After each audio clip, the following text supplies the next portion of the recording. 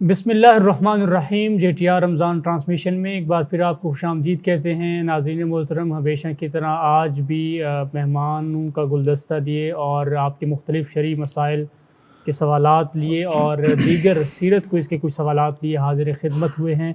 हमेशा की तरह आज भी हमारे साथ आपके मसाइल का हल का सेगमेंट होगा, जिसमें हमारे साथ आज मौजूद होंगे मुफ्ती असदुल्लाह शहबाज साहब।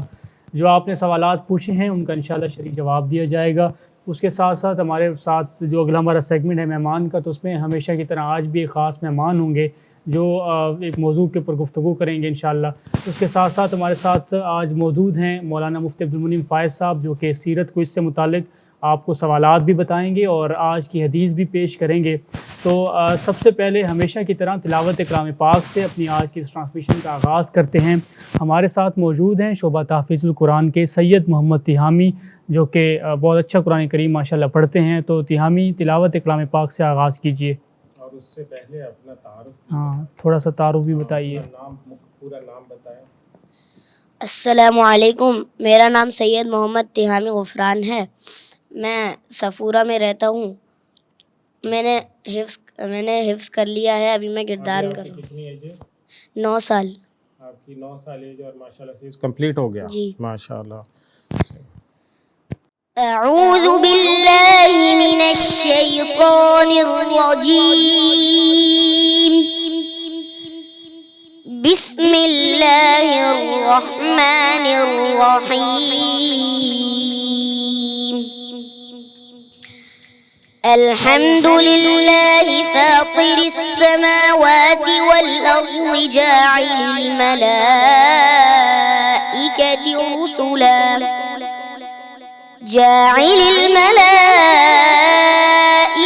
रुसुला उली अजनिहतिन मस्ना व थुलाथ व रुबा' यज़ीदु फिल खल्क़ि मा यशा' इन्नल्लाह अला कुल्लि शैइन क़दीर। मा यफ्तहिल्लाहु लिन्नासि मिन रहमतिन फला मुमसिक लहा व मा युमसिक फला मुरसिल लहु मिन बअदिहि व हुवल अज़ीज़ुल हकीम। या अय्युहन नासु उज़्कुरू निअमतल्लाहि अलैकुम हल मिन खालिक़िन गैरुल्लाहि यर्ज़ुक़ुकुम मिनस समाइ वल अर्ज़ ला इलाहा इल्ला हुव फअन्ना तुफ़कून। सदक़ल्लाहुल अज़ीम। माशाल्लाह माशाल्लाह माशाल्लाह, बड़ा खूबसूरत कुरान करीम पढ़ रहे थे सैयद मोहम्मद तिहामी। जामिअत रशीद के शोबा तहफ़ीज़ुल कुरान के ये तालिब इल्म हैं और बहुत सारे हमारे मुकाबलों में भी शरीक रहते हैं माशाल्लाह। उसके बाद हम नात रसूल मकबूल सल्लल्लाहु अलैहि वसल्लम की सआदत हासिल करेंगे। हाफिज़ हमज़ा आवान साहब, तिहामी आप तशरीफ़ ले जाइए और हाफिज़ हमज़ा आवान साहब नात रसूल मकबूल सल्लल्लाहु अलैहि वसल्लम इंशाअल्लाह पेश फरमाएंगे। तो जी,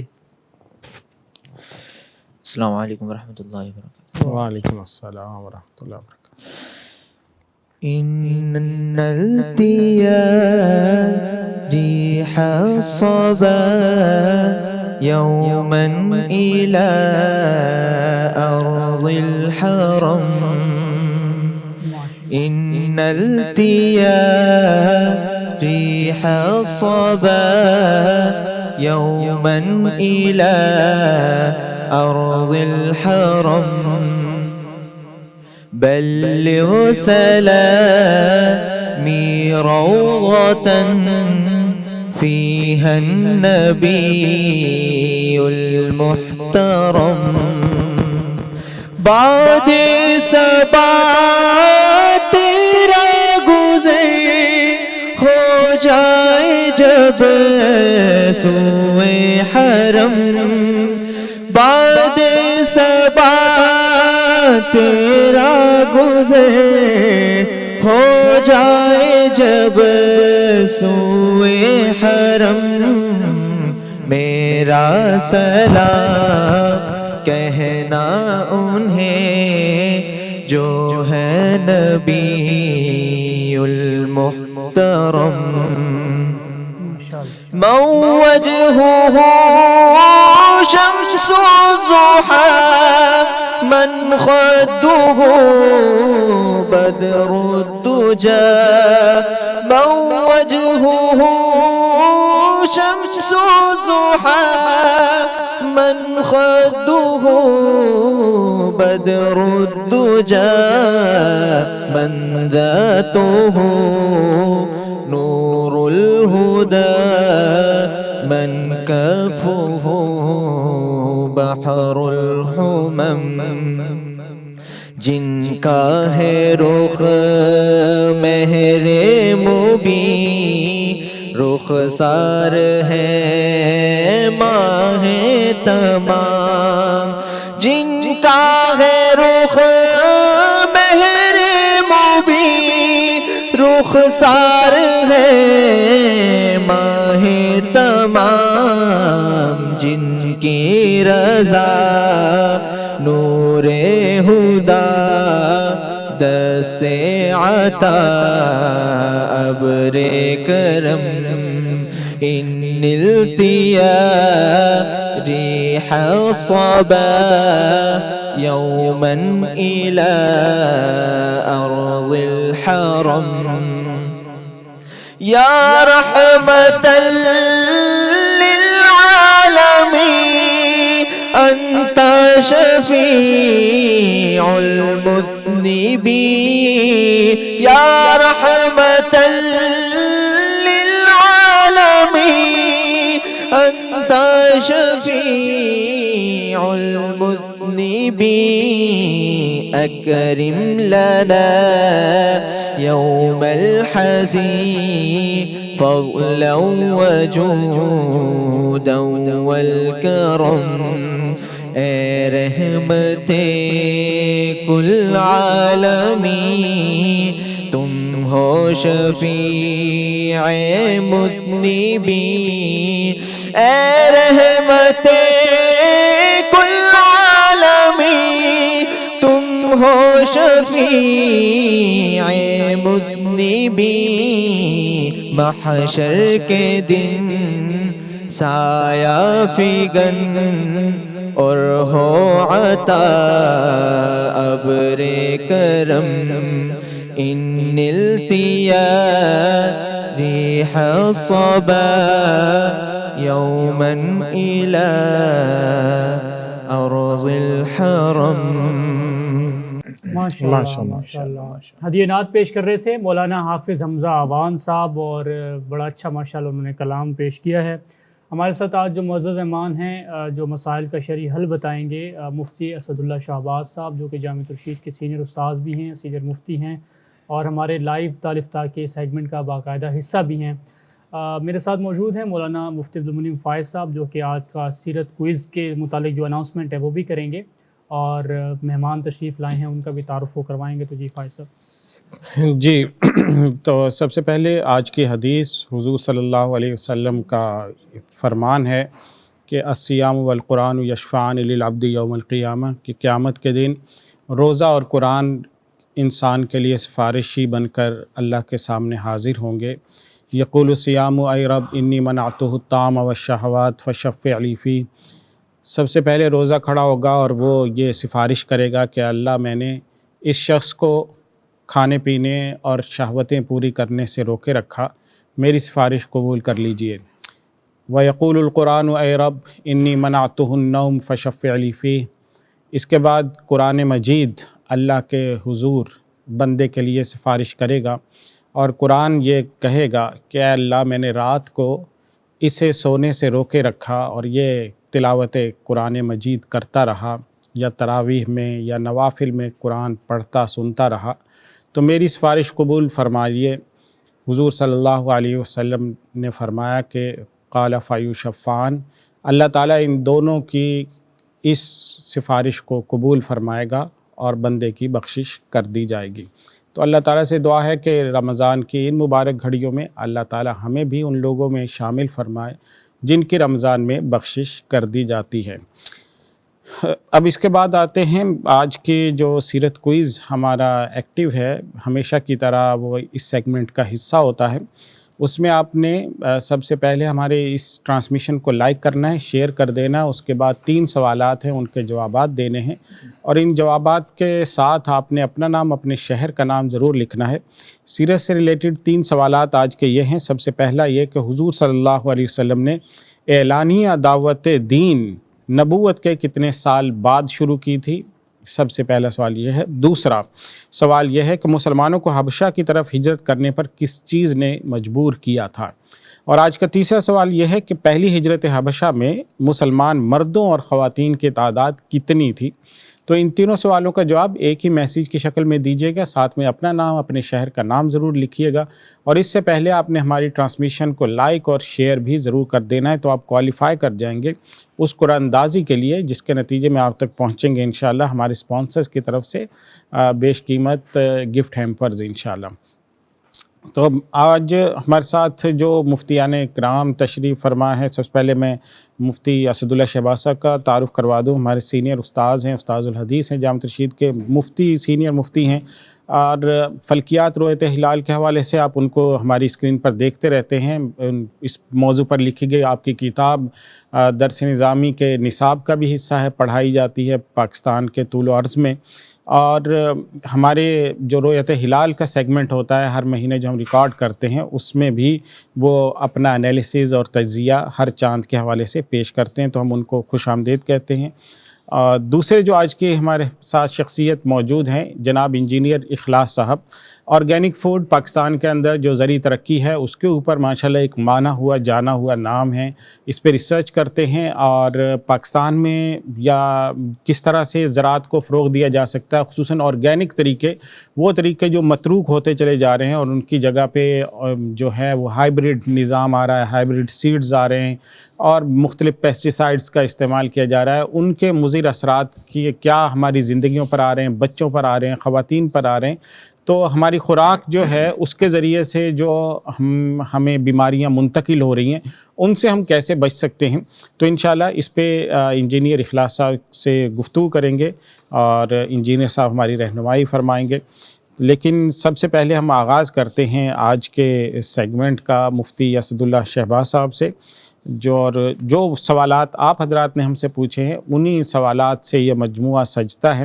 آپ کے ذہن میں بھی کوئی شرعی مسئلہ ہو تو ضرور لکھ دیجئے، اپنا اور شہر کا نام ضرور لکھے گا، انشاءاللہ کل جو مفتی صاحب ہمارے ساتھ ہوں گے ان سے ہم اس شرعی مسئلے کا حل ضرور جانیں گے۔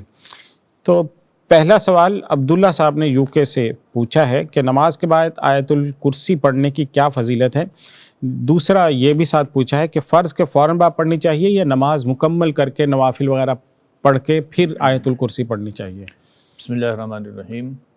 دیکھیں، جو آیت الکرسی ہے اس کی فضیلت تو یہ ہے کہ سنن بہقی میں ایک روایت ہے، آپ علیہ الصلوۃ والسلام نے فرمایا کہ من قرأ آیت الکرسی فی دبر کل صلاۃ لم یمنعہ من دخول الجنۃ الا ان یموت، کہ جو آدمی ہر نماز کے بعد آیت الکرسی پڑھتا ہے تو اس کو جنت میں داخل ہونے سے صرف موت ہی مانے ہیں، یعنی جیسے فوت ہوگا تو فوراً جنت میں داخل ہوگا۔ بہت بڑی فضیلت ہے، اگر کوئی آدمی اس کی پابندی کرتا ہے تو بہت اچھی بات ہے۔ باقی یہ کہ یہاں الفاظ تو فی دبر کل صلاۃ مکتوبۃ ہے کہ ہر فرض نماز کے بعد۔ اب فرض نماز کے بعد کا اطلاق اس کے اوپر بھی ہوتا ہے کہ جیسے فرض نماز کا سلام پھیرا تو فوراً اس آیت الکرسی کو پڑھنا چاہیے، اور دوسرا اس پر بھی اطلاق کیا جا سکتا ہے کہ اس کے بعد اگر سنتیں ہیں موقعہ تو سنتیں پڑھنے کے بعد پھر اس کو پڑھ لیا جائے۔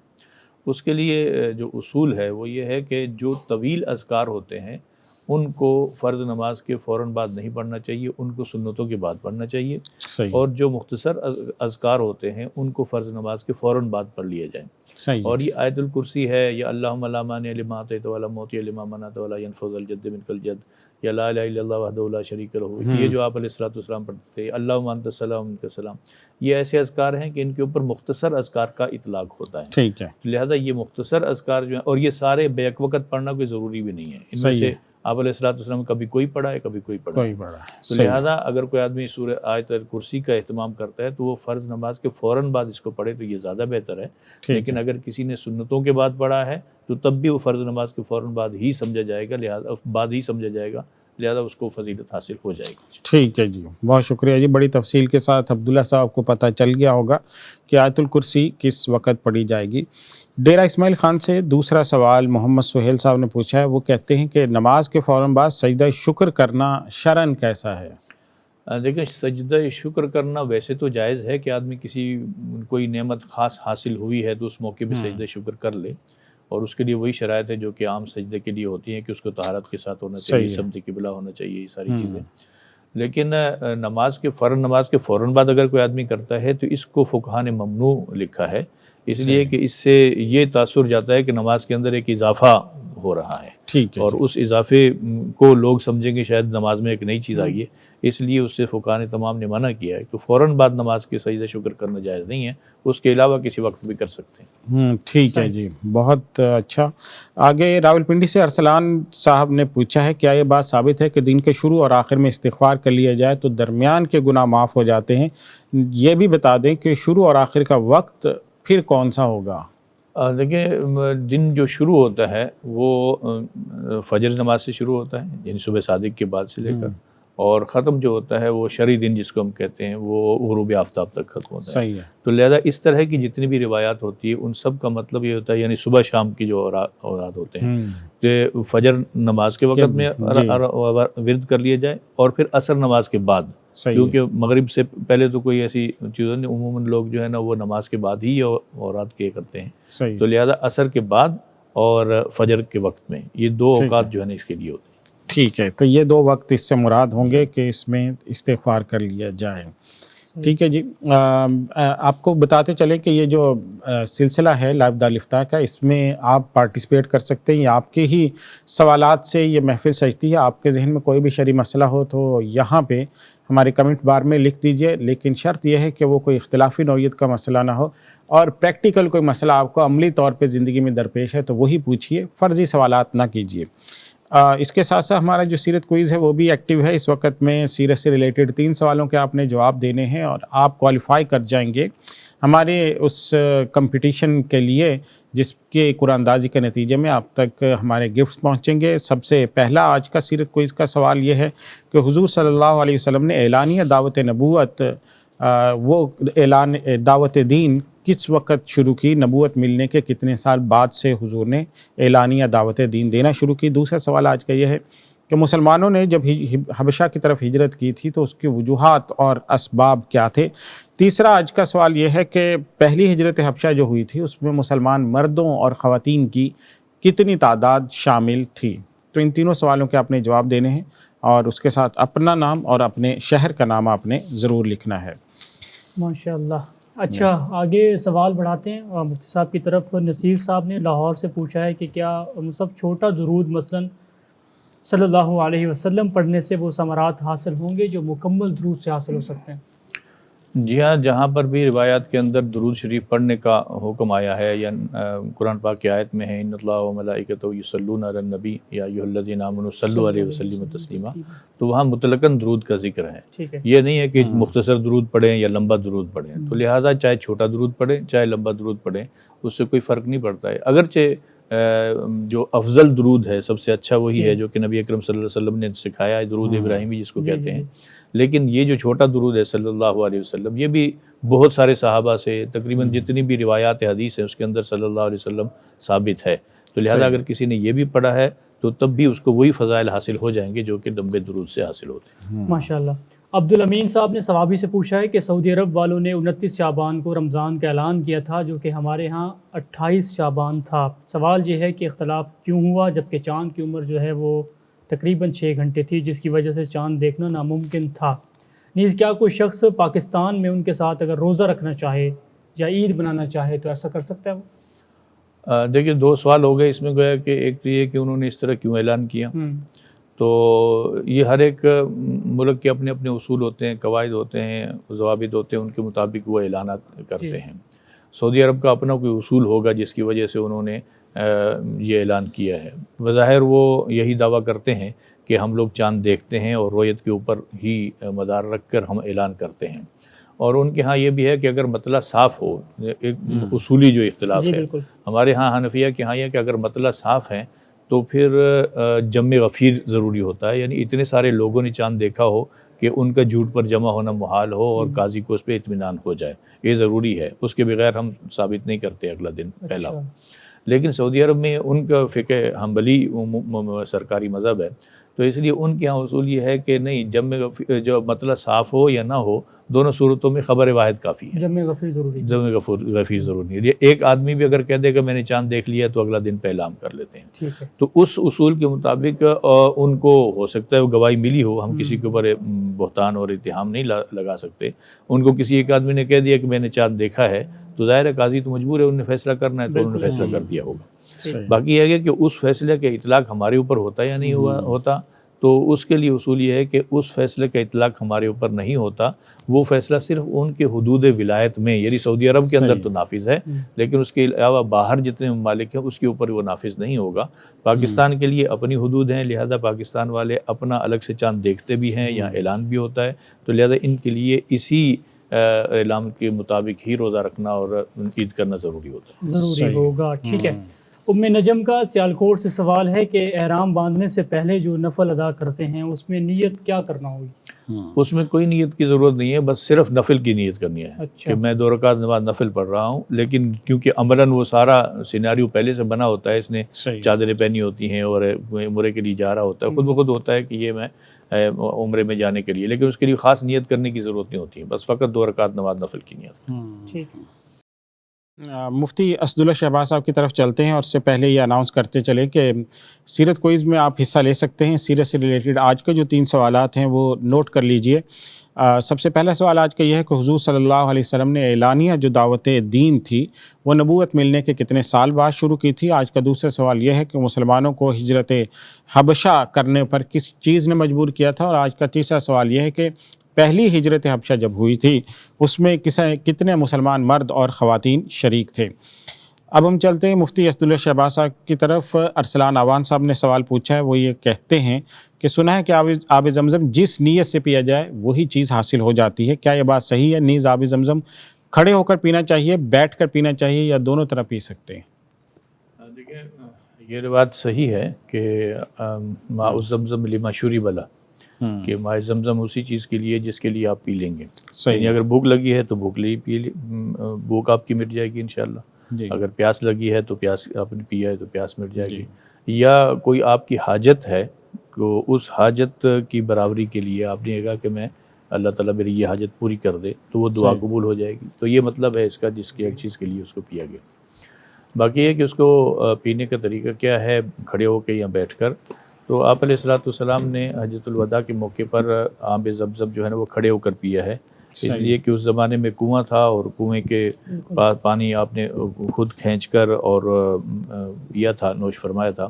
اور اس میں یہ بھی تھا کہ ساتھ جتنا بھی تھا وہ جگہ ساری کیچڑ سے بھری ہوئی تھی، پانی گرا ہوا تھا، اس لیے آپ علیہ السلام نے کھڑے ہو کر وہ پانی پیا ہے. تو اس لیے آب زمزم کھڑے ہو کے پینا یہ جائز ہے بس. باقی ہے کہ اگر کوئی جگہ ایسی ہے جہاں بیٹھنے کا مناسب انتظام ہے تو آدمی کو آب زمزم بھی بیٹھ کر ہی پینا چاہیے، کیونکہ عام سنت جو ہے نا وہ پانی پینے کی بیٹھ کر پینا ہی ہے. البتہ کسی نے کھڑے ہو کے پیا ہے تو پینا جائز ہے. عام پانی کھڑے ہو کے پینا مکروہ ہے، لیکن زمزم کا جو ہے نا یہ کھڑے ہو کے پینا جائز ہے. بس یہی فقہاء نے اس کے تعویل کی. یہ دونوں میں فرق ہو جائے گا. ٹھیک ہے جی. سیالکوٹ سے ام نجم نے اگلا سوال آپ سے پوچھا ہے کہ کیا ہر عمرہ کرنے پر بال کٹوانے ہوں گے، خواہ کتنی بار بھی کریں؟ دوسرا یہ بھی بتا دیں کہ ہر بار بال کاٹنے کا طریقہ کار کیا ہوگا؟ دیکھیں، ہے تو اسی طرح کہ بغیر بال کاٹے آدمی حلال نہیں ہو سکتا. جب بھی عمرہ کرے گا اس کو بال کاٹنے پڑیں گے. تو ظاہر ہے اگر کسی کے بال بہت ہی بڑے ہیں تو اس کو کم از کم 1 پورے کے بقدر بال، چوتھائی سر کے 1 پورے کے بقدر بال کاٹنے ہوں گے. صحیح ہے. اس سے کم اگر کاٹے گا تو وہ حلال نہیں ہوگا. جی. تو عموماً کیونکہ چوتھائی سر کے کوئی بھی نہیں کاٹتا، سارے سر کے ہی کاٹ لیتے ہیں. تو سارے سر کے ایک مرتبہ اگر کسی کے بڑے بال ہیں اور اس نے 1 پورے کے بقدر کاٹ لیے تو حلال ہو جائے گا. پھر اگلی مرتبہ پھر اس طرح کر لے، پھر اگلی مرتبہ پھر اس طرح کر لے. لیکن اگر کسی کے بال تھے ہی چھوٹے سے اور اس نے ایک مرتبہ کاٹے اور بالکل بات ختم ہو گئی، یا باقی اتنے بچے ہیں کہ ایک پورے سے کم ہے، یا پہلی مرتبہ ہی اس نے سر کے اوپر اس طرح پھروا لیا ہے، تو پھر اگلا جب عمرہ کرے گا تو اگلا عمرہ کرنے کے بعد اگرچہ اس کے سر پہ بال نہیں ہے، اس کے باوجود بھی اس نے اسطرا ضرور پھلوانا ہے۔ تو امرار موسیٰ جو ہے نا، موسیٰ اسطرے کو کہتے ہیں، اسطرا اس نے پھروانا ہے، پھر اس کے نیچے بال آتے ہیں تو آئے، نہیں آتے تو نہیں آئے، لیکن بہرحال اسطرا پھیرنا واجب ہوگا، اس کے بغیر یہ حلال نہیں ہوگا۔ ٹھیک ہے جی۔ شہاب اظہار نے اگلا سوال پوچھا ہے، قضائے عمری پڑھنا افضل ہے یا تہجد پڑھنا افضل ہے؟ دیکھیں، جو نمازیں آدمی کے ذمے باقی ہیں اس نے قضا کرنی ہے تو وہ سب سے مقدم رکھنی چاہیے نوافل سے، تو سب پہلے وہ پوری کر لے اور اس کے بعد پھر، لیکن اگر کسی نے ترتیب بنائی ہوئی ہے، مثلا سہولت کے لیے ہر نماز کے ساتھ ایک ایک نماز قضا کرتا چلا جا رہا ہے، تو اس کے لیے تو کوئی مسئلہ نہیں ہے، تہجد بھی پڑھے اور قضا عمری بھی کرتا رہے۔ لیکن اگر کوئی آدمی ایسا ہے کہ اس کو خطرہ ہے کہ کہیں جلدی موت نہ آ جائے اور ساری بیک وقت ختم کرنا چاہتا ہے اور بس یہی وقت ہے، تو اس وقت میں تہجد پڑھے یا قضاء عمری پڑھے، تو پھر قضاء عمری پڑھ لے یا قضا پڑھ لیجیے یا زیادہ بہتر ہے۔ لیکن تہجد کے بہت بڑے اپنے فضائل ہیں، اس لیے اگر جہاں بقیہ نمازیں پڑھ رہا ہے قضا کی، وہاں کم از کم 2 رکعت تہجد بھی پڑھ لے تو یہ بہت بڑی اچھی بات ہوگی اور نور نالا نور ہو جائے گا۔ ٹھیک ہے جی، بہت اچھا۔ ناظرین، آپ بھی کوئی شرعی مسئلہ پوچھنا چاہتے ہیں تو آپ اسی ٹرانسمیشن کے کمنٹ بار میں آئیے، وہاں پہ اپنا مسئلہ لکھ دیجیے، اپنا اور شہر کا نام ضرور لکھیے گا، تو انشاءاللہ کل کی جو نشست ہوگی اس میں مفتی صاحب جو ہمارے ساتھ تشریف فرما ہوں گے وہ آپ کے اس مسئلے کا حل بھی ضرور پیش کر دیں گے۔ آخری سوال مفتی اسداللہ شہباز صاحب سے سعودی عرب سے عبدالسلام صاحب نے پوچھا ہے کہ سعودی عرب میں رمضان کے مہینے میں تراویح کے بعد نماز وتر میں 2 رکعت پڑھ کر تشہد میں بیٹھنے کے بجائے سیدھا تیسری رکعت کے لیے کھڑے ہو جاتے ہیں، اور پھر تیسری رکعت میں قرات کے بعد رکوع میں جاتے ہیں اور رکوع کے بعد کھڑے ہو کر کافی لمبی دعائیں مانگتے رہتے ہیں۔ کیا یہ طریقہ کار درست ہے؟ اگر درست ہے تو کیا دعا میں ہاتھ اٹھا کر آمین کہنا چاہیے یا ہاتھ باندھ کر کہنا چاہیے؟ اس بارے میں بھی رہنمائی فرمائیں۔ دیکھیں، یہ مشہور اختلافی مسئلہ ہے کہ حنفیہ کی جو وطر ہے ان کے پڑھنے کا طریقہ الگ ہے، حنبلیہ اور شافعیہ کے وطر پڑھنے کا طریقہ الگ ہے۔ تو حنفیہ کے ہاں 3 وطر ہوتے ہیں اور وہ بغیر سلام کے ہوتے ہیں، صحیح ہے، اور حنبلیہ کے ہاں وہ 1 وطر، ان کے ہاں فقط 1 وطر کی رکعت ہوتی ہے اور ان سے پہلے شفع پڑھتے ہیں، اس کے بعد سلام پھیر دیتے ہیں اور پھر الگ سے 1 رکعت پڑھتے ہیں۔ تو اصل اصول تو ہمارے ہاں حنفیہ کے ہاں یہ ہے کہ بغیر اگر سلام کے کوئی آدمی حنفی وطر پڑھے گا تو اس کا وطر نہیں ہوگا، واجب الادا ہوتا ہے، دوبارہ پڑھنا پڑے گا۔ صحیح ہے۔ لیکن حرمین میں یہ مسئلہ ہوتا ہے کہ حرمین میں اگر بہت بڑا رش ہوتا ہے، وہاں اگر ایسے موقع پر آدمی وطر چھوڑ کر باہر نکل رہا ہے، بھاگ رہا ہے، تو وہ عجیب سا ماحول بن جاتا ہے اور لوگ اس کو، اور وہاں مسائل بھی بہت سارے اس طرح کے ہوتے ہیں۔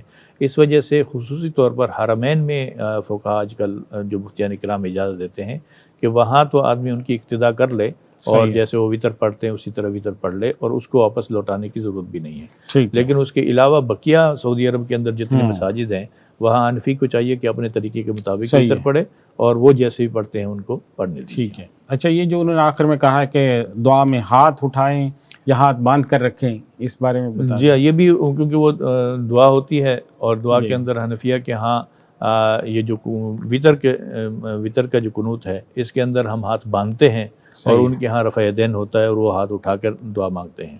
تو حنفیہ کا اصول تو یہ ہے کہ ہاتھ باندھیں گے تو یہ ہاتھ باندھ کے رکھیں، اور اگر کسی نے ہاتھ اٹھا لیے تو نماز پہ اثر نہیں پڑتا، نماز بہرحال اس کی پھر بھی ہو جائے گی۔ ماشاءاللہ، بہت شکریہ جی۔ مفتی اسداللہ شہباز صاحب ہمارے ساتھ تھے، آپ کے جو شرعی مسائل ہیں ان کا حل پیش فرما رہے تھے۔ آپ کا بھی کوئی شرعی مسئلہ ہو آپ پوچھ سکتے ہیں۔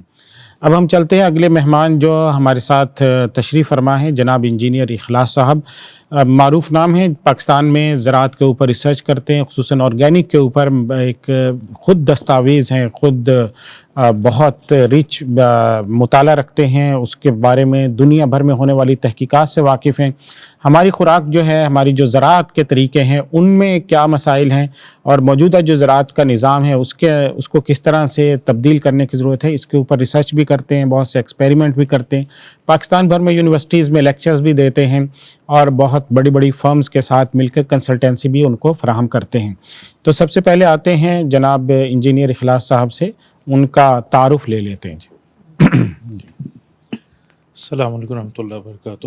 وعلیکم السلام. میرا نام اخلاص احمد ہے. پیشے کے لحاظ سے انجینئر ہوں اور تقریباً 25 سال ایک سرکاری ادارے کو سرو کرنے کے بعد ارلی ریٹائرمنٹ لے کے اپنا کام شروع کیا، اور ارادہ یہی تھا کہ انڈسٹری کو ایک اچھی انجینئرنگ سروسز پرووائڈ کی جائے جس کی کمی محسوس ہوتی تھی دوران ملازمت. تو اس کام کے لیے میں نے اسپتالوں کی جو ایئر کنڈیشننگ تھی وہ ایک خاص قسم کی ایئر کنڈیشننگ ہوتی ہے، کیونکہ ہاسپٹلس کی ایئر کنڈیشننگ ایکچولی صرف کمفرٹ کے لیے نہیں ہوتی بلکہ it's the part of the treatment.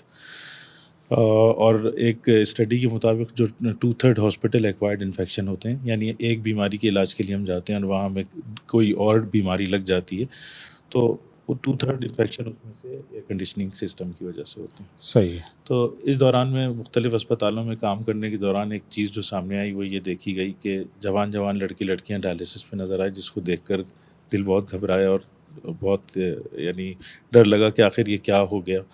اور شروع میں تو میں یہی سمجھتا تھا کہ شاید یہ جو کولڈ ڈرنک ہم پیتے ہیں، کیونکہ خاص طور سے جو بلیک والی کولڈ ڈرنک ہے اس میں فاسفورک ایسڈ ہوتا ہے، یہ ڈینجرس ہے ہماری گردوں کے لیے.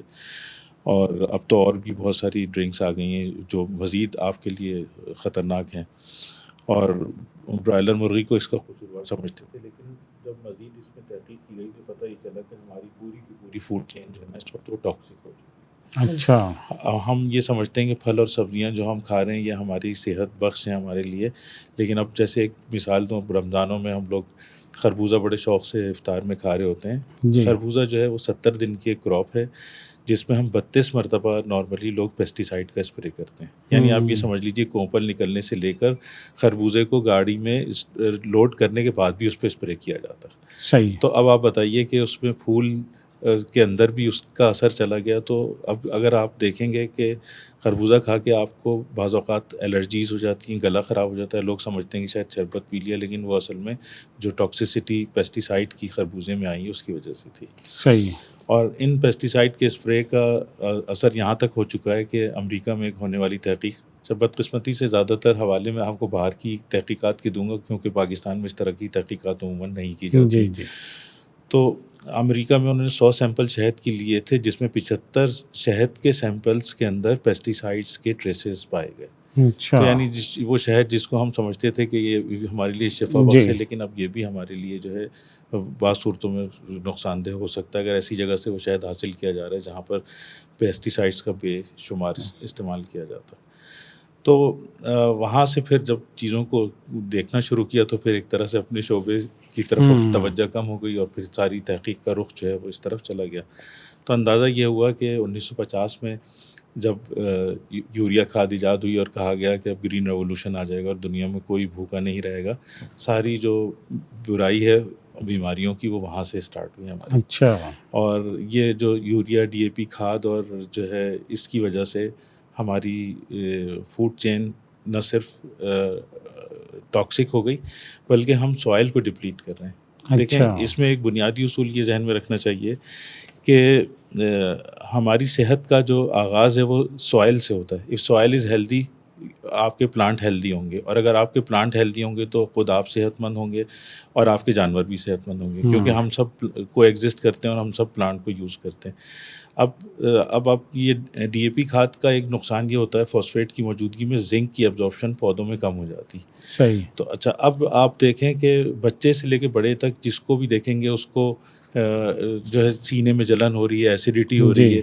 اچھا، اور ہمارے روٹ کاز پہ کوئی کام نہیں کرتا. آپ ایسیڈیٹی کی جو پی پی آئیز ہیں، پروٹون پمپ انہیبیٹر، وہ نارملی جو ہے وہ ڈاکٹرز بھی کھلا رہے ہیں، لوگ خود سے بھی کھا رہے ہیں، اور اس کا کوئی علاج نہیں ہے، دائمی علاج نہیں ہے. لیکن اب ہم یہ نہیں سوچ رہے کہ ابھی ایک یونیسیف کی ایک رپورٹ آئی تھی جس میں انہوں نے بتایا کہ پوری دنیا میں 3 ارب سے زیادہ لوگ مائکرو نیوٹرینٹ کی کمی کا شکار ہیں. مائکرو نیوٹرینٹ ایسے کیمیکلز ہوتے ہیں یا ایسی منرلز ہوتی ہیں جیسے آئرن ہے، میگنیشیم ہے، کوبالٹ ہے، کوپر ہے، جو بہت ہی کم مقدار میں ہم کو چاہیے ہوتے ہیں. اچھا، اور ایک عجیب بات یہ ہے کہ اللہ پاک کی عجیب کچھ قدرت ہے کہ جو مائکرو نیوٹرینٹ پودوں کو چاہیے وہی ہم کو چاہیے، کیونکہ ہمارا سورس ان کو انٹیک کا پودے ہی بنتے ہیں، اور وہی ہمارے جانوروں کو بھی چاہیے. صحیح. تو اس لیے ہماری سوائل کیونکہ مسلسل ڈپلیٹ اس طرح سے ہو گئی کہ آپ یہ دیکھیے کہ اب سے کوئی 10 سال 20 سال پہلے لوگ گندم لگاتے تھے تو 1 بوری ڈی اے پی اور 1 بوری یوریا ڈالتے تھے، اور آج اس وقت پریکٹس یہ ہے کہ بعض جگہوں پہ 2 بوری DAP ڈال رہے ہیں اور 4 بوری جو ہے وہ یوریا کی کھاد ڈال رہے ہیں. تو اس کی ظاہر ہے کہ ایک لمٹ ہے. آپ اس کے اندر آرٹیفیشیل کیمیکل انجیکٹ کر کے ایک لمٹ تک آپ لیں گے. ابھی جو ایک نئی تحقیق اور آئی تھی وہ یہ کہ آج جس جگہ پہ بھی آپ لوگ یوریا DAP یوز کر رہے ہیں شاید 70 سال کے بعد یہاں پر آپ لوگ گھاس کا ایک تنکا بھی نہ اگا سکے, کیونکہ جس طریقے سے بھینسوں کو انجیکشن لگا کے دودھ نکال لیتے ہیں تو اگر وہ بھینس نے 5 سال دودھ دینا ہے تو وہ شاید 2 سال کے بعد پھر آپ اس سے دودھ حاصل نہیں کر سکتے. تو زمین کیونکہ ایک بہت بڑا بفر ہے تو اس کے اندر یہ چیز گریجولی جو ہے ڈپلیٹ ہو رہی ہے اور ہماری جو ہے نا وہ ہم لوگ ایک بڑی خطرناک چیز کی طرف جو ہے بڑھ رہے ہیں. صحیح, لیکن یہ تو یعنی دیکھیں تو کوئی بھی بندہ اس سے بچا ہوا نہیں, پورے دنیا میں مطلب یہی چیزیں کھائی پی جا رہی ہیں. پاکستان بھر میں تو میرا خیال ہے کہ کوئی بھی ان سے بچا ہوا نہیں. تو مطلب اس میں سے بچنے کا پھر تو کوئی رستہ ہے نہیں. مثلا جیسے اب گندم تو میں نہیں اگا سکتا ہوں یا خربوزہ بھی میں اگاؤں, تو ایک عام آدمی کیسے بچ سکتا ہے ان چیزوں سے؟ دیکھیے اس میں ایک چیز تو میں یہ بتا دوں کہ ایسا نہیں ہے کہ اس کی وجہ سے صرف پاکستان میں ہی بیماریاں ہیں. ایک اسٹڈی تھی اس میں انہوں نے بتایا امریکہ میں بعض جگہوں پہ امریکہ میں کینسر کا ریٹ 25% ہو چکا ہے. صحیح ہے. اور اسی طریقے سے ADHD اور بے شمار جو بیماریاں ہیں وہ تھرو آؤٹ دا ورلڈ ایک پرابلم اور ایک چیلنج بنا ہوا ہے لوگوں کے لیے. صحیح. تو اب رہا سوال آپ کے بچنے کا, بالکل وجہ سوال ہے آپ کا, معقول بات ہے, کیونکہ ایک لارج اسکیل کے اوپر پوری دنیا میں چینج آنا, جبکہ اس کے اندر ظاہر ہے کہ بہت بڑی بڑی انڈسٹریز اور بہت بڑی بڑی کارپوریٹس انگیج ہیں, وہ ابھی تو بظاہر ممکن نہیں لگتا. البتہ انفرادی سطح پر یہ ہو سکتا ہے کہ ہم اگر ہوم گارڈننگ کی طرف چلے جائیں صحیح تو اس سے ہم اپنی ایک تو بجٹ کے اندر کمی کر سکتے ہیں کیونکہ سبزیاں بہت مہنگی ہو چکی ہیں. اور دوسرا ہمارے ایک دوست ہیں ذاکر علوی صاحب, انہوں نے 3 سال پہلے اپنی گھر کی چھت کے اوپر ہوم گارڈننگ شروع کی, تو انہوں نے یہ بتایا کہ اس کا اتنا عمدہ ذائقہ ہوتا ہے اپنے گھر کی سبزیوں کا کہ اب ان کے بچے بازار کی سبزی نہیں کھاتے, کہتے ہیں کہ ایسا لگتا ہے ہم گھاس کھا رہے ہیں. اور ظاہر ہے کہ اس کے اندر وہ ساری نیوٹریشن آپ کو مل جائیں گے. تو اب ہوم گارڈننگ کے اوپر انٹرنیٹ کے اوپر یوٹیوب پہ کافی مواد بھی اویلیبل ہے اور یہ کوئی بھی شخص بہت آسانی سے اس کو شروع کر سکتا ہے. صحیح ہے, ٹھیک ہے. تو کیسے مطلب تھوڑا سا ہوم گارڈننگ کا بھی بتا دیں کہ کوئی بنیادی ضروری چیزیں کراچی کے گھروں کو دیکھتے ہوئے جو بہت چھوٹے چھوٹے ہوتے ہیں. دیکھیں اس کے اندر میرا کہنا یہ ہے کہ اگر جیسے فرض کیا کہ آپ کا 80 گز کا بھی گھر ہے تو آپ اپنے گھر کی چھت کے اوپر اپنی ضرورت کی سبزیاں اگا سکتے ہیں. اچھا, کراچی میں ایک بڑی تعداد لوگوں کی ایسی جو اپارٹمنٹس میں رہتی, وہ لوگ کیا کریں, وہ لوگ بھی اگر ایک کمیونٹی تھنکنگ تھوڑی سی ہمارے یہاں ڈیولپ ہو جائے تو ہم لوگ اگر اپارٹمنٹس کی چھت کے اوپر بھی کر سکتے ہیں, جو اسپیسیز ہیں ہم اس کے اوپر بھی کر سکتے ہیں. اس کے علاوہ ایک کمیونٹی تھنکنگ یہ بھی ہے کہ اگر فرض کیا کہ میں اپارٹمنٹ میں رہتا ہوں لیکن آپ 400 گز کے گھر میں رہتے ہیں تو میں اور آپ مل کے کام کریں, ہم آپ کی چھت کے اوپر کام کریں اور اس میں سے جو بھی سبزی حاصل ہو, کیونکہ 400 گز کی یا 600 گز کی چھت کے اوپر جتنی سبزی آپ اگائیں گے وہ ڈیفینیٹلی وہ 15 سے 20 لوگوں کے لیے کافی ہو سکتی ہے. تو اس کے اندر آپ ملٹیپل فیملیز کو وہاں سے فیڈ کر سکتے ہیں, ایک بات. دوسری بات, جگہوں پر جگہ کم ہوتی تو وہاں تھوڑا سا آپ ورٹیکل گارڈننگ کی طرف بھی جا سکتے ہیں. اور یہ بہت آسان ہے. اب اس میں اب جیسے میں آپ کو بتاؤں کہ ایک 18 انچ کا اگر آپ گملہ لیتے ہیں, گملے جیسے ہمارے زمانے میں پہلے تو مٹی کے آتے تھے, اب ایک گرو بیگس کی شکل میں آ رہے ہیں جو کافی سافٹ مٹیریل کے ہوتے ہیں, لائٹ ویٹ ہوتے ہیں اور ان کی لائف بھی بہت اچھی. مٹی کے گملے تو ہینڈلنگ میں ٹوٹ بھی جاتے ہیں, یہ ٹوٹتے نہیں ہیں اور بڑے خوشنما رنگوں میں بھی یہ دستیاب ہیں. تو اس کے اندر آپ نے کچھ نہیں کرنا, نرسری سے لے کے بالو مٹی ڈال دیجیے. ایک 18 انچ کے گملے کے اندر اگر فرض کیا ایک ٹماٹر کا پودا یا ایک بیگن کا پودا یا ایک مرچوں کا پودا ہے تو وہ آپ کو فل فروٹنگ دے گا.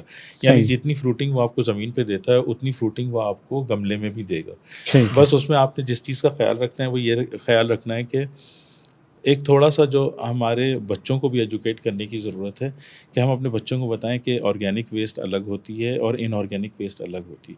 جتنی بھی آرگینک ویسٹ ہے ہم اس کو واپس سے کمپوسٹ کے اندر کنورٹ کر کے ہم اپنے گملوں میں واپس ڈال دیں گے تو آپ کو ایونچولی کھاد کا خرچہ بھی ختم ہو جائے گا. صحیح ہے. وہ کیا ہے اس کے اندر دیکھیں, ایک تو بالکل سمپل طریقہ یہ ہے کہ جیسے آپ نے کوئی لوکی ہے, ٹنڈے ہیں, آپ نے ان کے چھلکے اتار کے ان کو پھینکنا نہیں ہے آپ نے, ٹھیک ہے نا. اور پھلوں کے چھلکے ہیں ان کو بھی آپ نے نہیں پھینکنا. تو اس کے اندر کوئی ایک کنٹینر لے لیں, فرض کے بالٹی لے لیں یا کوئی چھوٹا سا ڈرم لے لیں. اس کے اندر آپ پہلے ایک تہہ پتیوں کی اور سوکھی پتیاں اور ڈنڈیاں جو پرانے پودے آپ کے سوکھ گئے ہیں اس کو ڈال دیں اور اس کے اوپر تھوڑی سی مٹی کی ایک تہہ ڈال دیں, پھر اس کے اوپر ایک تہہ اور ڈال دیں. تو اس طرح ایونچولی وہ چند دنوں میں آپ کو جو ہے وہ چند ماہ میں بیسیکلی اس میں تھوڑا سا ٹائم لگے گا. ایکچولی یہ ایک صبر آزما کام ہے, لیکن ایک دفعہ جب آپ کا سسٹم چل پڑے گا تو پھر آپ کے پاس جو ہے نا جو ہے وہ ہر ویک آپ کو کھاد بھی اویلیبل ہو رہی ہوگی اور آپ کو بازار سے کوئی کھاد بھی نہیں خریدنی پڑے گی. صحیح. تو اس طرح سے یعنی گھر میں ہی کھاد بنائیں جی جی اور گھر میں ہی پودے اگا لیں آپ. جی بالکل. اور گھر میں جو بیماریوں کا, جیسے ہمارے ایک طالب علم تھے گجرانوالہ کے, کل ان کا فون آیا تھا, وہ کہہ رہے تھے ہمارے پودوں پہ انہوں نے جو بتایا اس سے مجھے اندازہ ان کے پاس ملی بگ لگ گئی ہے. تو ملی بگ پنجاب میں کافی عرصے ایک پرابلم رہا ہے. ملی بگ کا ایک جو سمپل سولوشن میں نے دیکھا کہ آپ نیم آئل لے لیں, کسی بھی اچھی دکان سے آپ کو نیم آئل مل جائے گا. 1 لیٹر میں کوئی آپ 10 ml اس کو ملا لیں, تھوڑا سا 1 چمچہ اس کے اندر ڈش واشر ملا کے اور آپ اس کو پودے کے اوپر اسپرے کر دیں, تو اس سے آپ دیکھیں گے کہ وہ ملی بگ ختم ہو جائے گا. اچھا, اس میں بس اس چیز کا خیال رکھنا ہے کہ دھوپ میں نہیں کرنا, کوشش کریں کہ یہ آپ شام کے ٹائم پہ کریں. صحیح. تو عصر کے بعد کریں جب دھوپ ڈھل چکی ہوتی ہے, تو اس سے یہ فائدہ ہوگا کہ آپ کے سارے جو ہے نا وہ, تو اس طرح آپ اگر جب کام, اچھا اس کے علاوہ ایک کام اور بھی ہوتا ہے کہ پیسٹی سائڈ استعمال کرنے کے بجائے آپ, جیسے ابھی سردیاں تھیں تو ابھی ہم نے گیندے کے پھول لگا لیں, تو انہی گملوں میں جس میں آپ نے جو ہے وہ مرچیں ٹماٹر لگائی ہوئی ہیں اس کے اطراف میں اگر آپ گیندے کے پھول لگا لیں تو ایک تو خوشنما جو ہے منظر پیش کریں گے, دوسرا اس کی اسمیل سے اکثر پودے جو کیڑے جو ہیں وہ ریپیل ہو جاتے ہیں, وہ آتے ہی نہیں اس کے پاس. اور اب جیسے اب گرمیاں آ جائیں گی تو اب کیا کریں, اب تخم ملنگا ہمارے لیے بہت بہترین چیز ہے جو اکثر ویرانوں میں لگے ہوئے ہوتے ہیں. تو تخم ملنگا جو ہے وہ اس کو آپ شربت میں ڈال کے بھی پی سکتے ہیں, وہ اومیگا 3 کا ایک بہت اچھا سورس ہے, ایسیڈیٹی کو بھی کم کرتا ہے, اس کے اور بھی دیگر فوائد ہیں. لیکن ایٹ دا سیم ٹائم جو اس کے پتوں کی خوشبو ہے اس سے نہ صرف پیسٹیسائڈ بلکہ مکھی مچھر بھی دور رہتے ہیں. صحیح.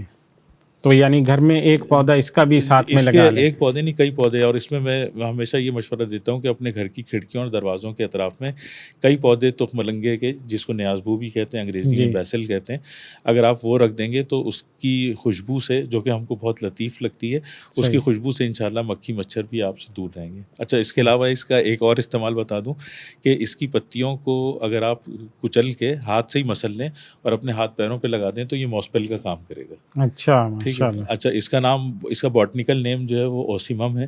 اور مزے کی بات بتاؤں, ہومیوپیتھک کے اندر جو ڈینگی کا علاج ہے اس کے اندر اوسیمم بھی ایک دوائی استعمال ہوتی ہے. تو ایک عجیب جو ہے وہ بات ہے اس پودے کی. ٹھیک ٹھیک. ڈاکٹر صاحب, یہ جیسا ماشاءاللہ آپ کا کام ہے تو یہ ظاہر ہے کہ انفرادی سطح پہ اتنی زیادہ ڈیولپمنٹ کرنا ظاہر مشکل لگتا ہے. تو گورنمنٹ کو بھی چاہیے کہ وہ اس سیکٹر زیادہ سے زیادہ ایک تو اویئرنیس لوگوں میں کریٹ کریں, بڑے بڑے سیمینارز کریں, لوگوں تک بات اپنی پہنچائیں. تو ان کے ساتھ بھی آپ کی کوئی ایسی انٹریکشن ہوتی ہے یا آپ کو ان کو بھی؟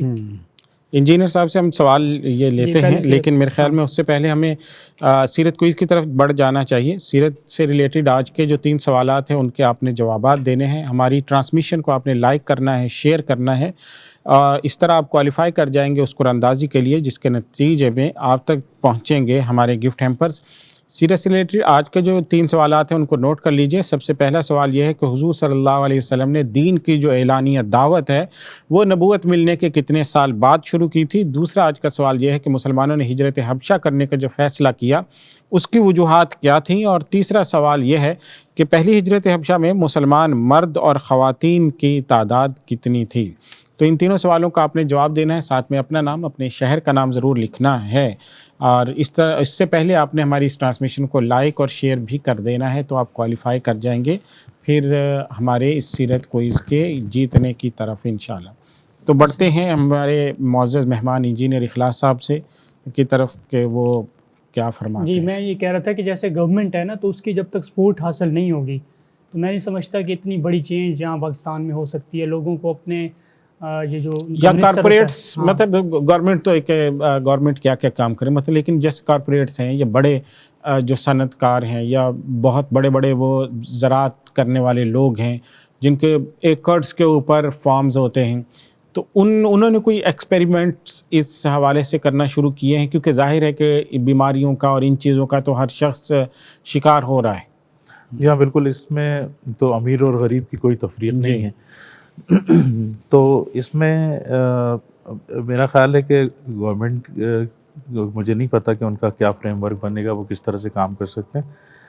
البتہ یہ ضرور ہے کہ اس میں ہم یونیورسٹیز کے ساتھ مل کر کام کرنے کی کوشش کر رہے ہیں. اور بھی ریسنٹلی ہم نے کراچی یونیورسٹی کا جو ایگریکلچر ڈپارٹمنٹ ہے اس کے ساتھ ایک MOU سائن کیا ہے, اور اس میں ہم وہ ہمیں کچھ جگہ دیں گے جس میں ہم ان کو ساری دنیا میں ہونے والی جو قدرتی طریقے زراعت کے مختلف ماڈل فارم ڈیولپ کروائیں گے.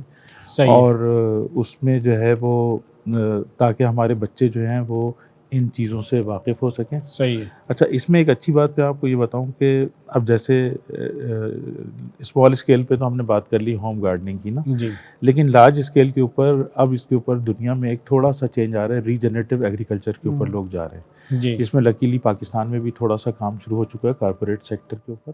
تو امریکی ادارہ USDA کی جو سبسیڈری ایسے آ رہی ہے وہ اس کے اوپر کافی عرصے سے کام کر رہے ہیں, اور اس میں گیب براؤن ان کی کتاب بھی ہے ڈرٹ ٹو سوائل.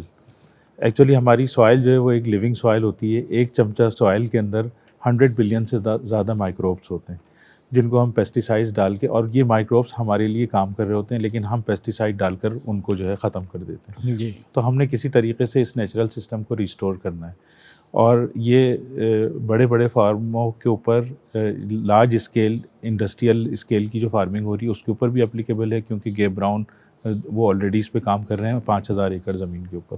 صحیح. اور اب ان کے پاس جو ہے وہ کوئی ان کو جو ہے ہربیسائڈ یوز نہیں کرنا پڑتا. ہربیسائڈ کے حوالے سے ایک چیز میں عرض کر دوں, ہمارے یہاں سب سے زیادہ جو ہے گلائفوسیٹ ایک ویڈیسائڈ ہے, وہ استعمال ہوتا ہے گندم کی کاشت میں.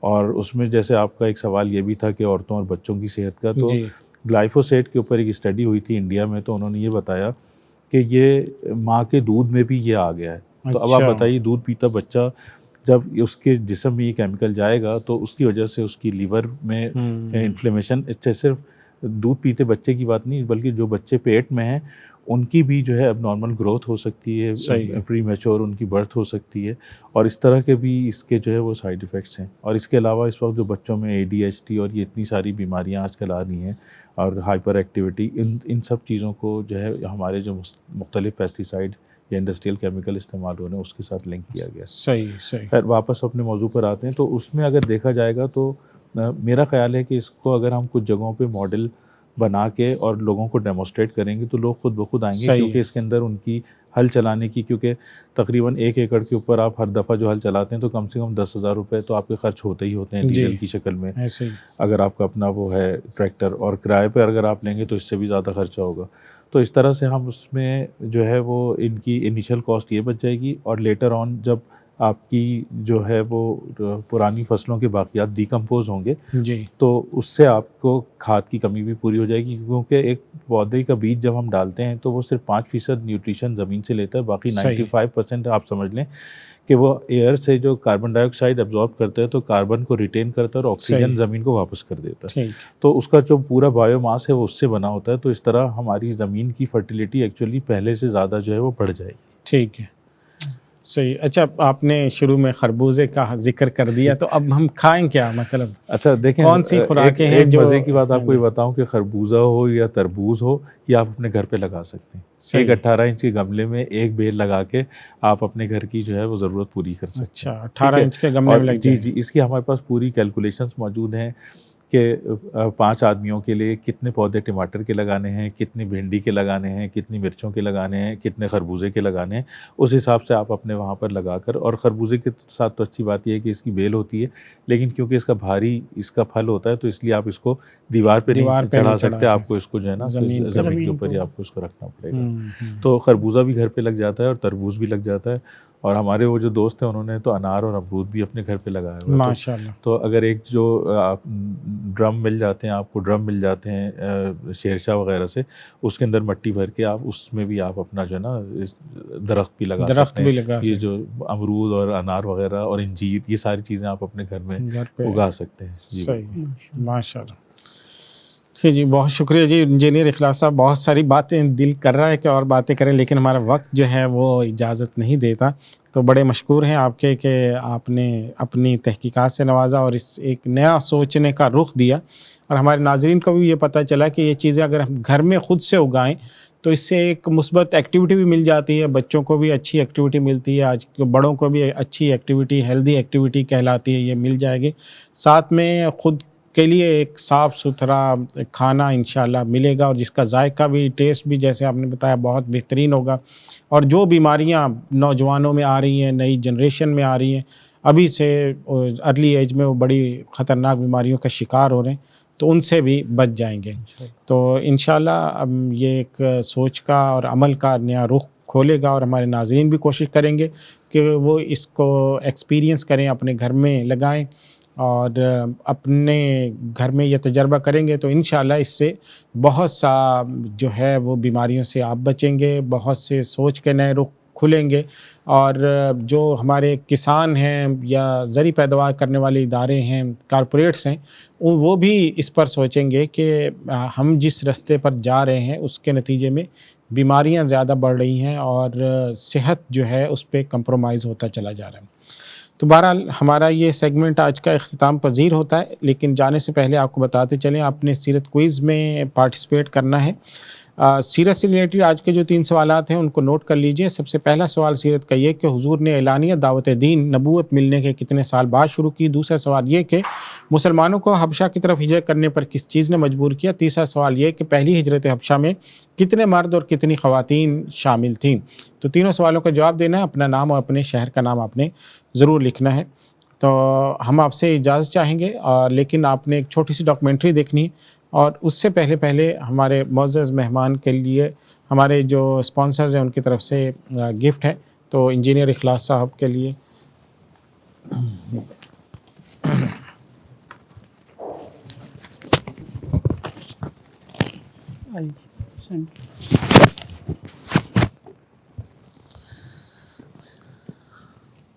بیچ میں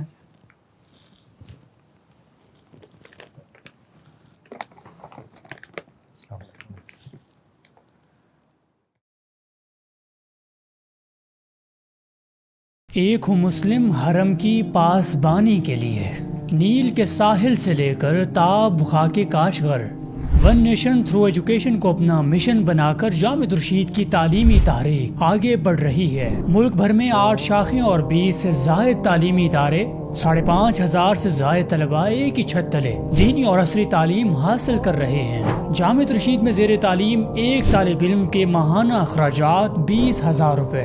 ایک طالب علم کی ماہانہ کفالت اپنے ذمہ لیجیے اور ملک و ملت کی بہتری میں اپنا حصہ ڈالیے. اس رمضان المبارک میں اپنی زکوٰۃ، صدقات اور عطیات تعلیم پر خرچ کیجیے. تعاون کے لیے ابھی رابطہ کیجیے.